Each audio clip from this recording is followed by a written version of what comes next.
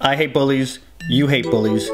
Nobody likes bullies. And see, what sucks is it's hard to go to a teacher. Because if you go to the teacher and the teacher goes to that bully, guess what? That bully's gonna come at you 100 times harder. Plus, that's not how I was raised. My hood would never let me be no snitch. Me and my homies, we robbed a bank once. I got busted. Granted, it was on Grand Theft Auto. And yeah, I was only in jail for like 5 seconds, but still, I ain't no snitch. There was this kid, Jonathan. I was in 7th grade, he was in 9th grade. This dude would constantly harass me, flick my ear, pull chairs off from underneath me when I'm trying to sit, punch me in the shoulder. One day in the hall, this dude hit me so hard in the back of the head, I legit forgot where I was at. Everybody was laughing at me, like I was fighting back the tears. It was so embarrassing.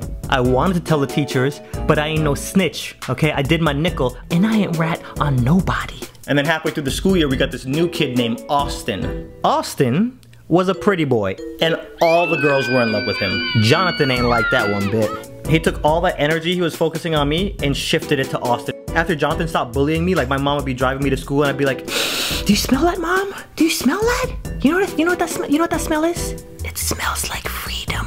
Today is where my book begins and the rest is just unwritten. It felt so good to come to school and not be bullied.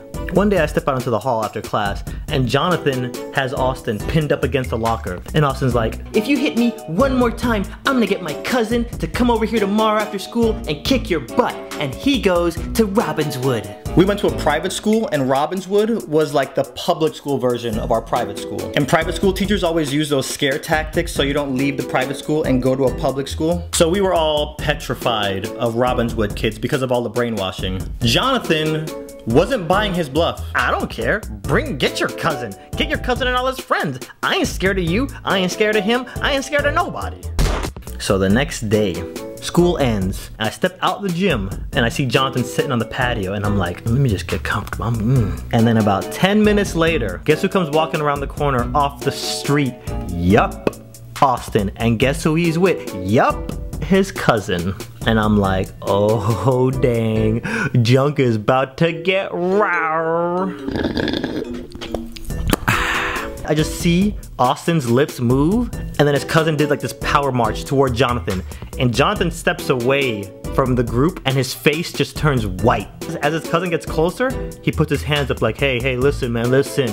His cousin doesn't say a word. Bow! No questions, son. Punched him right in his muffin. He was like, bam, ding, ding, ding, ding. It was over. I wanted to run over and be like, boom, headshot, MLG Pro. Look at me, look at me. He is the captain now, okay? And you know, I thought that was it. Like, fight's over. But nah, he beat the crap out of Jonathan. And all of Jonathan's boys just stood around watching. Not one of them tried to help. I felt like I was watching Marvel vs. Capcom in real life. Like, he's throwing Jonathan up in the air. He's got assist characters coming in and throwing lasers at him. He walked back over to Austin, and then I see Jonathan like limping toward him, and he goes, yeah, you better run. Probably not the smartest thing for Jonathan to say. Because then Austin's cousin turned around, ran back over to him, grabbed him by the hair, and then starts slamming his head into the wall over and over. And then he just walked off like nothing. Like his shirt wasn't even wrinkled. The next day at school, it looked like Jonathan had been neutered. He didn't talk to nobody. He sure as heck was not bullying Austin no more. He wasn't bullying me. He didn't bully anybody for the rest of the year. It almost seemed like he turned into a foreign exchange student who didn't know English. You know, he'd barely speak. Can you guys, can somebody pass me an eraser, please? And that's it. If you're clowning somebody else at school, stop it. If you physically are touching or laying hands on somebody else at school, stop it. Let's just make this real simple, since a lot of bullies don't realize they're bullying people. Don't say or do anything to anybody that you wouldn't want them to say or do to you. That's it.